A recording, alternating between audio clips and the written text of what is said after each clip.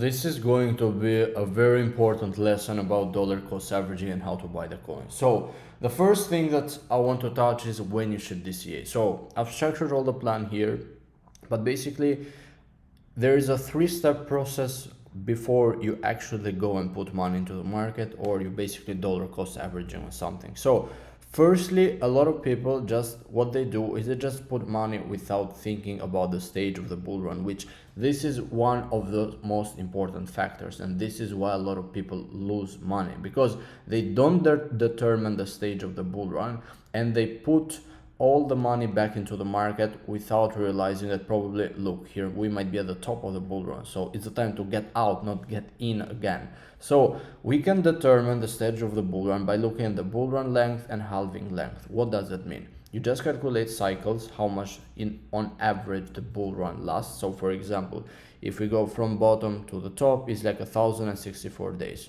right now. And even if you do into the previous cycle, so always take previous cycle as a reference. Even here, for example, you can see 1078, like let's call it 1068 days, right, just to be in between. So if we go from the bottom here, and right now we see that 670 days has passed, so we can say that probably we got less than 500 days left into the market. So what does it mean? It means that probably more than 50%, I would say 55%, actually of this bull run has passed. What does that mean? By actually understanding this, you can actually determine the percentage that you put back into the market. Now, to have another confirmation on the stage of the bull run, you can have the halving length. How much, basically how many days after the halving the top is in. For example, I think the halving 2020 was May 10. And usually on average like 500 days after halving. Even in the last time it was exactly like that, 500, and let's call it 500 to 550 days. So you can actually calculate from the halving that we had a few months ago, right? So these two metrics can help you to determine the stage of the bull run, and this is very important because, as I said, based on this you'll determine the percentage that you want to put back into the market. So what does that mean? Now, let's say 50% of the bull run has passed, right? And let's say we are in this kind of environment right now. So 50% of the bull run passed. Then what you do? You'd put 40% back of the capital into the market. You might ask, okay, but why 50% when I can literally put, let's say 50% pass, I put 50%. On this calculation, I've given 10% room for error. What I mean with room for error? Room for error, I mean if you don't determine the stage of the bull run correctly. Because of course you can make mistakes. It's nothing like, yeah, you did this and this is confirmed 100%. Like, I gave to everything a 10% room for mistake, and this percentage you can adjust based on the level of expertise that you got into the market. So what does that mean? If you're comfortable that you'll do this stage of the bull run, you'll determine it correctly, then 10% in my own opinion for room for error is enough. If you're not comfortable with that, you can actually leave more percentage to the room for error. You give, like, let's say 15% or 20%. So what does it mean? If 50% of the bull run has passed, don't put 40% of the capital back, put 30, and same for everything, right? So this is a really good strategy which you can use, and you need to keep in mind this, because again, a lot of people, what they did last cycle is they made a ton of money on altcoins here when kind of the real alt season started. And what they did, they made a few millions and they said, look, what is the next coin? What is the next coin? Well, people didn't realize that the stage of the bull run is 90% or probably 95% over. And what they did is they actually, let's say they make $1 million in an altcoin, they put it 800k back or 500k, and said the mindset was, yeah, listen, I made $1 million, I put half of it, and who cares if I lose? Like, in their mind they win, but still it's a dumb move because they didn't recognize that the top was so near based on the stage of the bull run. So if 90% of the bull run has passed, this mindset that, yeah, it's profit, still will cost you a lot. Don't go with the mindset, yeah, it's profit, I'm going to put it back into the market, because listen, you work hard for the entire bear market and bull run in order to actually capture those gains. I know a lot of people get so much so much egoistic at the top. They think they're big dogs, they think like, yeah, I can put millions, but they forget where they come from. So keep this in mind, always determine the stage of the bull run. And then the last thing is plan your exit, because for sure, based on the stage of the bull run, you have to be careful on when to get out. Like if 80% passed, you have to understand that, look, 80% passed and probably I got less than, let's say, a month to hodl this coin, and if this coin don't perform, it's better to cut your losses, right? If you can, for sure, because it can actually crash also like crazy and you have to write it down. But again, even if it crashes and writes it down, it's super comfortable on your side, because again, if you apply this strategy, you'll be okay. So I'm gonna tell you how to DCA and mix it together, but firstly let me show you the DCA strategies. So what does that mean? Now let's say you determine and you learn when you should DCA, stage of bull run, determine percentage, planning your exit, right? So now is DCA strategies. Now you got two things which you can do when you actually are going to dollar cost average on a coin. Now you got old coins and then you got new coins. Old coins are basically stuff that you probably wanted to buy but you didn't because for some random reason, right? So you did a proper research for a coin, you said I'm gonna buy here, then I don't know, you got busy and you didn't buy and coin went like 20x or 10x, right? And you missed it. Now new coins are basically coins that you haven't done the research, you just saw into the market, they're basically new, so you haven't done the proper research on them. Now I'll tell you what is the best strategy here. Basically both are fine, but I'm gonna tell you what I prefer the most. So the best strategy and the safest strategy is buying the old coins that you missed. Why? Because this is so simple. If you buy a coin that you missed, you actually don't have to do the proper research on it because you spend your time doing this research, right?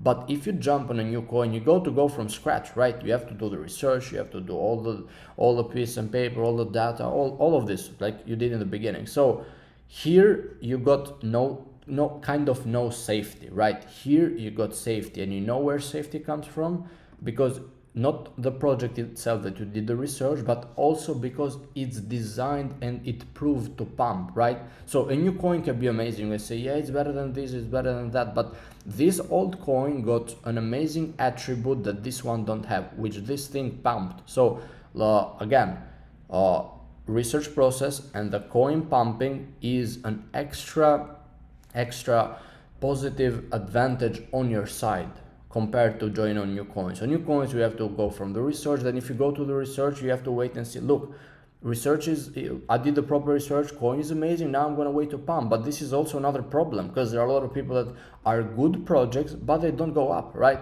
So this is why this is a safer strategy. This is why this is a riskier strategy. Now, for sure, buying old coins that you missed has less gains, because you actually missed the opportunity and they pumped a lot, but I'm going to tell you what to do more. But new coins actually have more gains, right? For sure they're risky, but they got more gains. Now, I love this strategy because a lot of people don't know how to use this. Like what people do, for example, is they actually had a coin that they wanted to buy and they missed it, right? So let's say it pumped by 10x and they feel pissed off, I didn't buy, then they get bored. And then what they do is they try to get back into this coin with the same capital that they had at the beginning, and they increase targets, right? So let's do it like this. Now, if a coin does this and you wanted to buy here, and let's say you wanted to put 10k here, right? So you wanted to put 10k here, then coin did 10x and it went here. A lot of people, what they do is they actually go and put that 10k again here, and the funny part is that they actually increase the target. So if they bought here, the target would be here. If they buy here, they want to aim here because they want to aim, let's say, the next 10x again. But they don't understand that people that bought when you didn't buy, probably at this level that you increased, gonna be like 100x up or whatever number it is, and you're actually competing with people that actually joined when you didn't. So the mistake that people do is they put the same capital and they increase the target. Now this is how you play this game right. You don't do this type of stuff. What you do is you got two chances basically. Either increase your capital and aim for same targets, or put the same capital and aim for less targets, right? So you gotta understand that if you miss something, you can't join and you can't actually have the consequences about it. Of course, you fall left behind. So all you have to do is probably put more capital, put 20K, and have the same target level that you had here. Don't aim for here. This is the bullshit a lot of people don't do. If you put 10K, understand that you missed and probably gonna aim a little bit lower, right?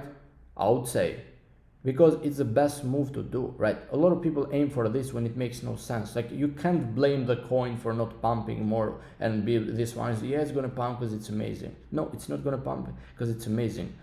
It's gonna pump what it's designed to do. If you missed it, it's your own mistake, and this is what people don't do. So if you miss a coin that pumped, you just gotta join on it, but put more money and don't increase targets. I would say the best thing is to put more money, because even these things probably will not be worth it, because it will be like a 5x or so, because you kind of miss the opportunity. Now, of course, this strategy works when a coin hasn't pumped like crazy.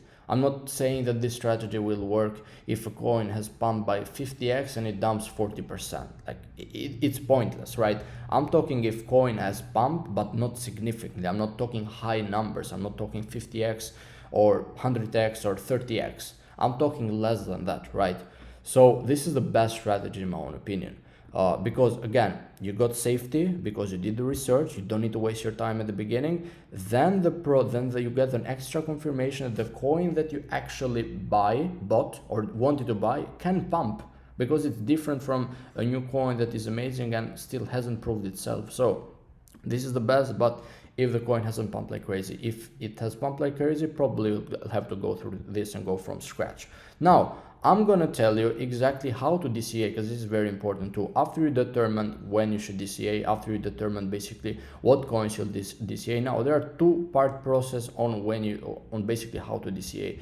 Now, there is all-in DCA and there's also incremental DCA. So all-in DCA is a strategy that you say, like, probably, look, I don't care, I'm gonna put all the money right now because I'm a busy person. I also don't have time. Plus, I don't want to miss out, and you kick out of FOMO and you want to buy. Now, I'm gonna tell the pros and cons of it. All-in DCA is the pros is basically you make so much money if things go up, right?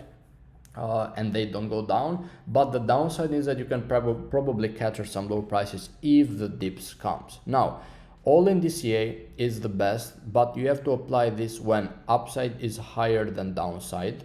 What does that mean? So it's so simple. Let me take an example. I don't know. What's at the bottom level? Let's take Link, right? So what does that mean? Now, you might ask for Link, what I should do here, right? You can see that Link is near the bottom levels. The bottom levels for Link were here. So it's $10 right now, bottom was $6. Not a big difference, right? So what does that mean? That means that Link hasn't pumped like crazy yet. So the upside potential is more than the downside. What does that mean? Let me do it like this. Where is that? Just one sec. Yeah, so let's say the downside is here, because that's how much it dipped in the bear market. Look at the upside, for example. Upside, we're talking for this thing. Let's do just a random number. You can see that the upside is larger than the downside. Here you can go all in, for example, because you know that the upside is larger than downside. You don't need to be greedy. Yes, it might dip here, and you might say, for example, yeah, but what if it dips here and I actually probably capture those prices? Again, that would be a strategy that you might prefer to do with incremental DCA, and you put like 50% now, 50% you wait. But I wouldn't wait too much, especially when things are so cheap, right? The difference between the upside potential and downside potential, it's a lot, right? It's nothing like, oh, we're here and probably we can wait. It's here. Look at how big the difference is, even in terms of percentages. So all in DCA, you go when upside is higher than downside potential. I'll definitely do that, for example, here. I don't need to wait. Secondly is when you got high conviction in the coin, that you really believe it's so good, if you really believe that some upgrades are going to come soon and you don't want to fall behind, and that's when you actually go on all in DCA. And you go also all in DCA when your bags are not fully packed, so you don't need to care about, yeah, I'm going to probably wait a little bit because I got so much back. You just put it because you don't have much. So I think this is one of the best strategies, because it actually, if you apply it right, like I told you here, it actually puts you more into a peace of mind that you don't care much about, yeah, it dipped 10%, it dipped 5%. It's more like a passive strategy, but still it can work, because again, if upside more is more downside than potential, trust me, when you make the money, you're not gonna be like, yeah, but if I DCA'd a bit here, I could have made like 50k more, 20k more. The goal is to make it. You get my point? Like, if you make $1 million, let's say, I'm just putting numbers here and there. If you make, let's say, $1 million, if you made 80k more by just DCAing, it wouldn't matter, because you made the majority of the money and you made it. Now, blaming yourself for 80k or probably 100k more will not cost you a lot, right? It's just more like an extra lever, which could be better. Of course, you could have done, but again, in crypto, you'll never be happy with what you achieve. If you make $1 million, you'll want 2. If you make 500, you'll want $1 million. It never ends. Now, the incremental DCA is good if you have an idea that coin or the market can crash soon. So, for example, if you believe that, let's say, Link, for example, has more room for downside, then you can do this type of stuff. Another thing is if market, for example, is looking to crash, and you think, like, based on your analysis, things will crash soon based on, for example, some economics event coming, yes, you can do this incremental DCA. But again, incremental DCA works always smart if you mix it with knowing what is the stage. Basically, we got more upside potential or downside. Because if we got more upside, of course, I would place more percentage on the DCA process. So let's go again to the scenario on Link. If you think that market will crash, right? I wouldn't put here, for example, putting right now 30% of your capital. It's a dumb move. No matter how much sure you might be, you might say that I'm 100% go around it, that Link will dip here, so I'm putting 30%. Still 30% is a dumb move. Why? Because again, upside is more than downside. So you can't play with what you like. You gotta play with the facts in the markets and with the numbers. Like, you can't deny the fact that Link has more upside than downside. So why you put less on DCA? Here I would at least put 50%, at least, right? At least, no matter how sure you are. So if you're so sure, 50%. If you're not that sure, I would say 60%, 70%, I would put it here. Even more, right? Because you can't mess with the markets and try to be a superhero and say, yeah, I know this shit, it's gonna go, and all of this type of nonsense stuff. Like, follow the numbers and follow what market is showing. Don't try to be a superhero and try to change this stuff. So this is the part of basically all the process on when you should DCA strategies, and how to DCA. Hope you learned. Don't forget to subscribe to my free newsletter. I'll leave a link below. I'll send every day a new newsletter. Never send it twice. I got more than 365 emails sent every day. I don't know if anyone in crypto is doing that. It's crazy valuable information, all free. Sign up below, and I'll see you there.